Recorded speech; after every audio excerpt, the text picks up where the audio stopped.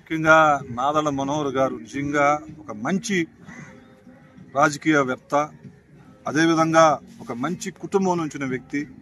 నిజంగా అటువంటి వ్యక్తిని నేను ఎప్పుడు చూడలేదు.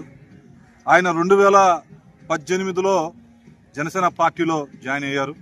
ఆ రోజు నుంచి జనసేన పార్టీ రథసారథిగా పార్టీని భుజం మీద వేసుకొని ఈ 26 జిల్లాలు, ఆనాడు 13 జిల్లాలు, ఈరోజు 26 జిల్లాల మీద ఆయనకు పట్టుంది.